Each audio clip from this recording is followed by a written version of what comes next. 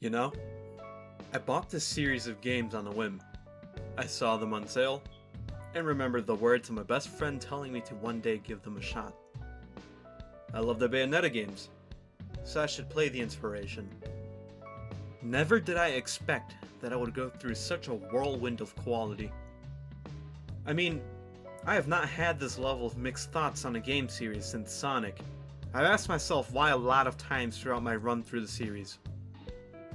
I've seen the lessons devs did not learn with their design, as well as truly groundbreaking decisions the team made to make such fun combat that has encouraged me to get better at the game. I want to get these style points up. I want to try the various weapons. But I don't want to platform. I don't want to fight wall phasing enemies. I don't want to fight a gimmicky boss where I have to wait to deal damage. Going into Devil May Cry 4, I did not know how things would pan out. Its predecessors set a high bar in some areas, while still needing a whetstone to sharpen the edges of the formula. No matter what, I was excited. I was excited to play as Dante once more with the styles. Dante's a side character. Whoa! So, what's the story? We begin with an awesome cutscene of Nero destroying these ragdoll enemies while cute and curvy Kyrie sings a beautiful song. Really though, what is it with holy women in games having bodies made for sin? My God! Nero makes it to church and isn't interested, only being there for the singing cutie. Dante comes in, kills the Pope and church knights. Nero honestly doesn't seem to care much. It seems he fights in this part just because Dante scared Kyrie, which is pretty sweet. But anyways, he is sent by the church guy to go after Dante. But he is doing it for his personal reasons because, once again, he does not care for this religious order. We get a couple of boss fights. Oh, Pope is actually an evil demon guy. Who would have thought?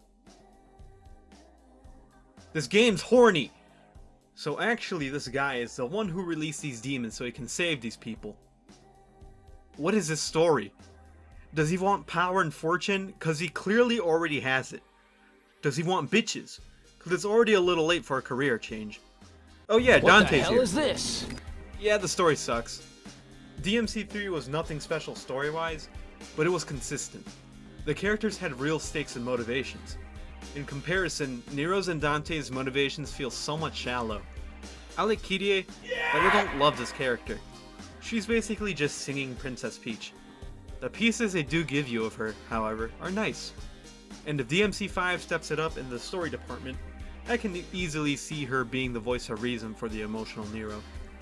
Speaking of Nero, just one quick thing to mention. Johnny Young Bosch kills it as a voice actor. Man, I swear, every single time I see him on screen and hear his awesome voice, it's great. I love pretty much every character he plays that I've heard. But yeah, the story's garbage. You pretty much play as Nero for half of the game, and Dante for the other half. The Nero portion of the game is pretty subjective to the player. If you only want the level of complexity that DMC3 provided, Nero won't give it to you. He retains the button delay combos, but is pretty much stuck to one style. His gun is also super weak, and he does not gain any new weapons later on in the game. Yet, he is still fun to me. Nero's attacks are stylish, yet clumsy. It reminds me a lot of one of the things I loved so much about Kiryu's styles in Yakuza 0. They clearly have skill and power, but lack control. Kiryu has strong, but wide swings that make him throw so much of his weight around that he has to catch himself. Nero has violent swings that seem to toss him around. Some of his attacks are really slow, and have quite the wide pause, while others involve sword swings that are clearly too fast for him to control at this point. It's such a cool touch, and at the end of the day, add a lot of weight that makes these attacks feel so good to do. Then he has his Devil Arm, which is basically his solution to all the fights. A lot of his enemies would be pretty tedious without this thing.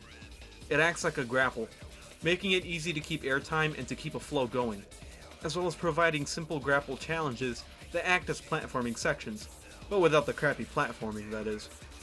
It also acts as the command grab, with some enemies having a unique animation for it, as well as bosses having what's pretty much a heat action for them. He is beginner friendly, but still has just a decent amount of depth to him to where he won't get stale. On top of that, he has his Exceed mechanic, which allows his moves to output more damage in style, If you have the skill for it, that is. As for Dante, he is absolutely insane. He has style switching now, so you pretty much have access to so many attacks and strategies on the fly. He's got his dual pistols, shotgun, rebellion, gauntlets, and 2 new weapons, a briefcase and a needle thingy. The briefcase is a rocket launcher, a quick fire needle shooter, and a special beam cannon all in one. The bonus is a special glowing light that nukes everything. Needle Sword is a weapon that leaves explosive needles that can get stuck into enemies as you slash around. I didn't really use this weapon much, but I'm pretty sure that in practice these things add a lot of damage to your combos. At the end of it all, Dante has less weapons. Sure.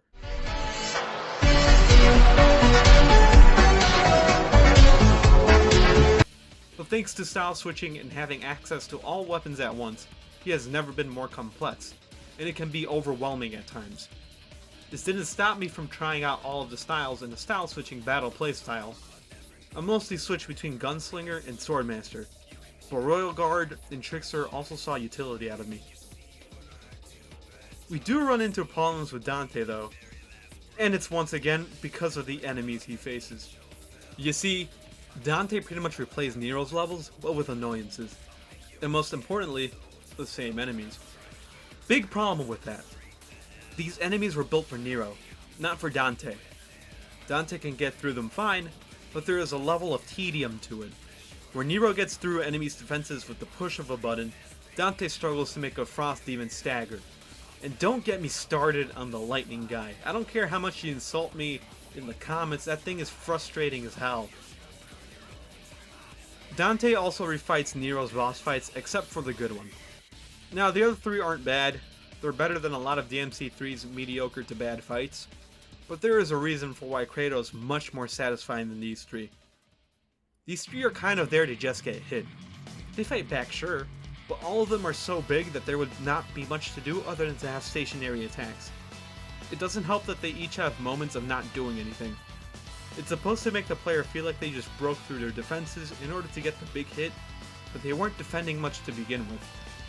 The best bosses in these games feel like taking a well-designed regular enemy and pumping them up. It's even more fun when they feel like a boss fight you could play as. Kratos and Virgil are perfect examples of this. Dante does get one unique boss in the Savior. Shit! Yeah, I could tell that this game was incomplete. It reused way too many things and not in a way that makes too much sense. Dante basically just cleans up Nero's mess, which pretty much makes Nero's part of the story pointless. He's practically dead weight. So Dante plays even better than before, but is stuck with the crappier levels and the worst boss fight in the series by a small margin.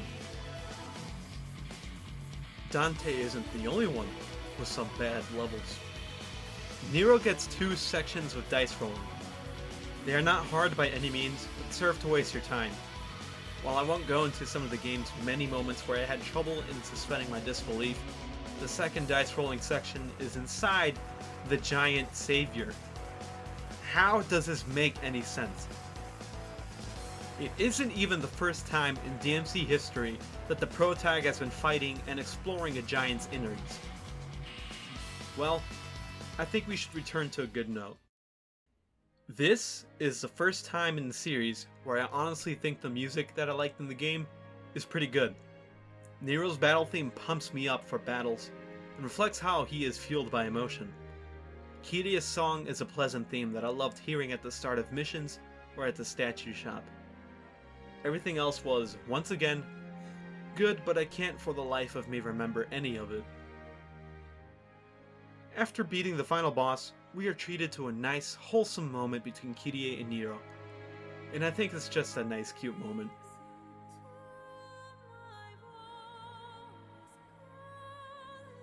I really hope the next game expands on Kyrie, because she seems to be so wasted here.